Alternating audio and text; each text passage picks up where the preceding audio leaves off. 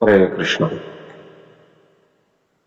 तो जब कलयुग का आगमन हुआ तो नारद मुनि ब्रह्मा जी से पूछे कि ये इतना भयानक युग है, इसमें जीवों का उद्धार कैसे होगा?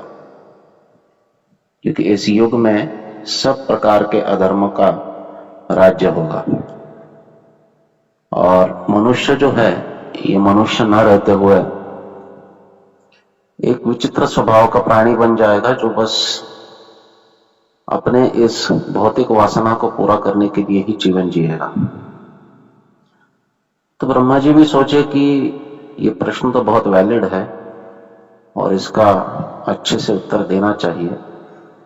तो ब्रह्मा जी कहते हैं कि हरे कृष्ण कृष्ण कृष्ण हरे हरे, हरे राम राम राम हरे हरे, इति षोडशकम नामना कलौ कल्मष नाशनम। ये जो 16 अक्षरी मंत्र है, ये कलयुग के कल्मशों को नाश करेगा। तो नारद मुनि कहते केवल एक मंत्र ये कलयुग के महान कल्मशों का नाश कर देगा? तो ब्रह्मा जी को वो कलयुग के कल्मश गिनाते हैं, बहुत घोर कल्मश है और यहाँ पर इतना अधर्म मचेगा कि इसका कोई हिसाब नहीं है। इस सब कल्मशों का नाश केवल एक मंत्र कर देगा। तो ब्रह्मा जी कहते हैं कि ना तो परतर उपाय सर्व वेदेषु दृश्यते।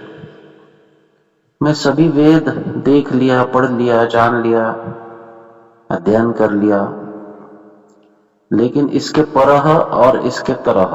परह का अर्थ है इसके, इससे और उच्च, और तरह का अर्थ है इसके इतना भी कोई उपाय मुझे नहीं मिला। अर्थ यह है कि हरे कृष्ण महामंत्र का जो संकीर्तन है, यह वास्तविक कलयुग के सभी कल्मशों को नाश करता है और अन्य कोई भी साधन इसके करीब भी नहीं है इस गुण को प्रदर्शित करने में। तरह की तो, परह की तो बात ही नहीं है, तरह भी कोई नहीं है। इससे परे, इससे अधिक तो कोई उच्च साधन है ही नहीं, लेकिन इसके इतना भी उच्च कोई साधन है नहीं। और इसलिए जो भी भक्त इस नाम संकीर्तन की साधना में जुटे हुए हैं, इनको पूरा विश्वास होना चाहिए कि जो हम कर रहे हैं वो सर्वोच्च साधन है।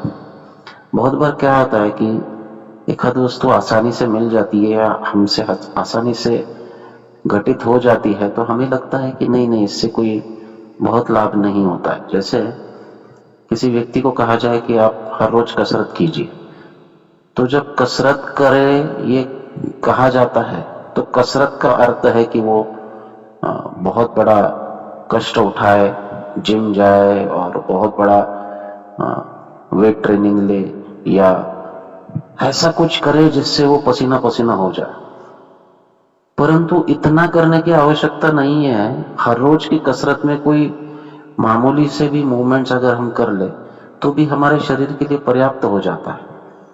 परंतु कुछ हल्का फुल्का हम करते हैं तो हम सोचते हैं कि हमने कुछ किया ही नहीं है, हमको कुछ बहुत बड़ा बृहद करना पड़ेगा जिससे कि हमारा जो अहंकार है वो सेटिस्फाई हो जाए कि देखो देखो मैं कितना बड़ा कसरती हूं। छोटी छोटी चीजों में बड़ी शक्ति होती है।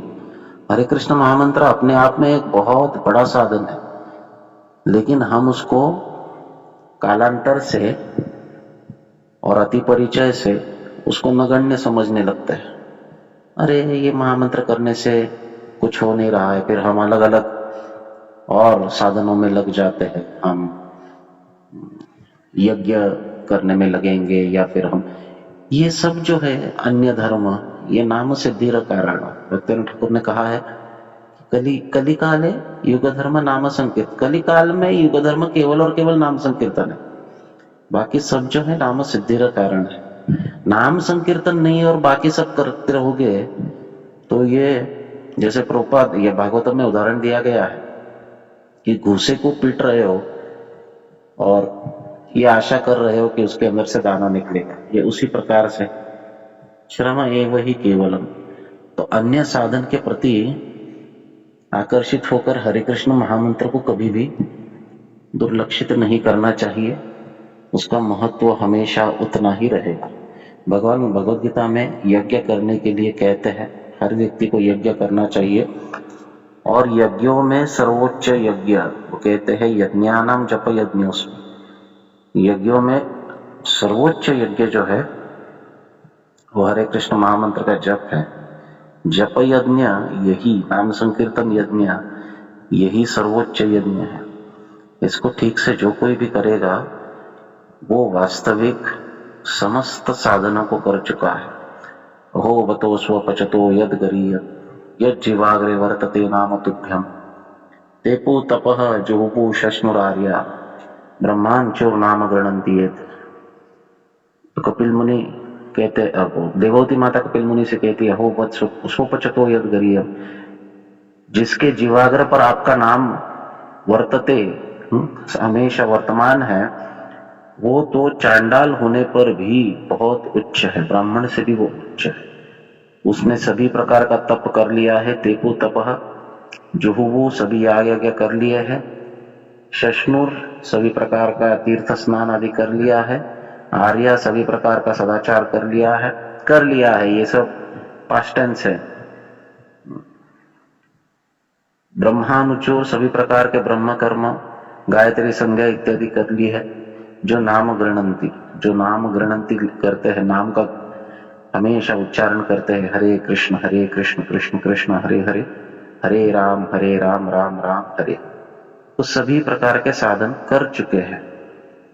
तो इसलिए इस नाम के महत्व को हमेशा अपने हृदय में वर्तमान रखते हुए इसका अनुसंधान करना चाहिए, इसका पालन करना चाहिए, इस संकीर्तन को हमेशा करते रहना चाहिए, जप में रुचि बढ़ानी चाहिए, और भक्तों के साथ आकर भगवान की सेवा करते हुए, भगवान की कृपा प्राप्त करते हुए हरिनाम संकीर्तन में और अधिक आनंद के साथ उसको करना चाहिए। हरे कृष्ण।